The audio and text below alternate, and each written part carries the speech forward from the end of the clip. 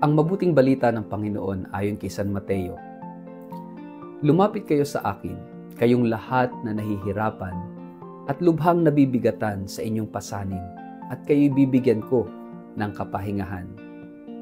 Pasanin ninyo ang aking pamatok at matuto kayo sa akin, sapagkat ako'y maamo at may mababang loob.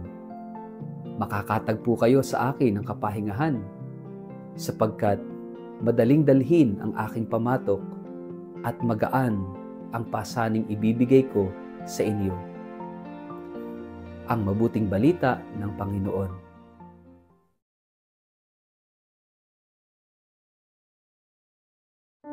Mapagpalang araw sa inyong lahat. Welcome po sa ating Gospel in a Nutshell.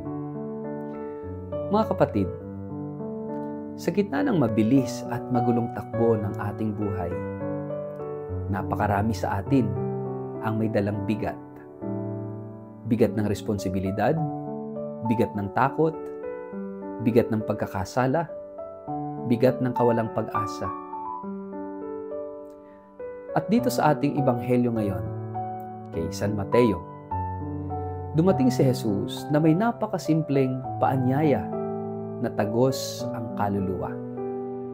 Lumapit kayo sa akin, kayong lahat na napapagal at nabibigatan sa inyong pasanin, at kayo aking pagpapahingahin. Ang pagkapagod ay hindi lang pisikal. Ang mas mabigat ay ang pagkapagod ng kaluluwa. Pagod sa kakaisip, pagod sa kakapasan ng problema ng pamilya, pagod sa paulit-ulit na pagkakasala at pagkabigo sa sarili, pagod sa kawalan ng direksyon at layunin. At kadalasan, sa ating pagkapagod, ang una nating ginagawa ay lumayo sa Diyos. Hindi magdasal, hindi magsimba, hindi makipag-usap. Pero ang sabi ni Jesus ay malinaw, lumapit kayo sa akin. Hindi niya sinabi, pag naayos mo na ang sarili mo, saka ka lumapit. Hindi rin niya sinabi, pag naging banal ka na, saka ka lumapit at saka ako tanggapin. Ngayon pa lang, kahit pagod, kahit sugatan, lumapit ka na. Pasanin ninyo ang aking pamatok at matuto kayo sa akin, sabi ni Jesus. Sapagkat ako'y maamo at mapagpakumbaba ang puso at makakasumpong kayo ng kapahingahan para sa inyong kaluluwa. Pamatok. Ito ay isang gamit ng mga magsasaka upang pagdugtungin ang dalawang baka na humihila ng araro. Sa Ebanghelyo, sinasabi ni Jesus, isuot mo ang aking pamatok. Hindi niya sinabing aalisin ang pamatok, kundi papalitan. Bakit? Dahil sa buhay, may mga pasaning hindi natin maiiwasan. Pangpamilya, paglilingkod, pananagutan, pagsubok. Pero sa piling ni Kristo, ang bigat ay hindi nagiging pabigat. Ito'y nagiging biyaya. Ang kanyang pamatok ay hindi nakakasakal, kundi nakakapagpalaya. Sabi niya, ako'y maamo at mapagpakumbaba ang puso. Napakagandang pahayag, si Jesus ay hindi Diyos na matigas, hindi Diyos na malayo. Siya ay Diyos na may puso, pusong maunawain, pusong marunong makinig, pusong handang yumakap sa ating pagod.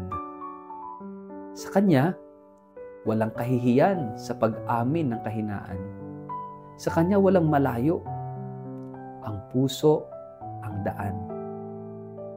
Kaya't kung ikaw ay pagod sa pagsubok, pagod sa hindi matapos-tapos na laban sa sarili, o pagod sa kakahanap ng sagot sa buhay, ang sagot ay hindi una sa labas kundi sa puso. Yan ay kay Jesus. Ang mundo ay maraming alok na kapahingahan. Bakasyon, luho, kasikatan, libangan. Ngunit pansamantala lang ang lahat ng ito. Ang kapahingahan ni Kristo ay hindi sa katawan lamang. Ito'y kapayapaan ng puso, tahimik na loob, at katiyakan ng layunin. Ito ang kapahingahang hinahanap ng modernong tao. At ito ay hindi mabibili. Ito ay regalo ni Kristo sa mga handang lumapit sa Kanya. Ano ang tunay na nagpapapagod sa ating puso ngayon? Sa anong paraan tayo tinatawag ni Jesus na lumapit at ipagpalit ang bigat ko o bigat natin sa Kanyang pamatok ng pag-ibig?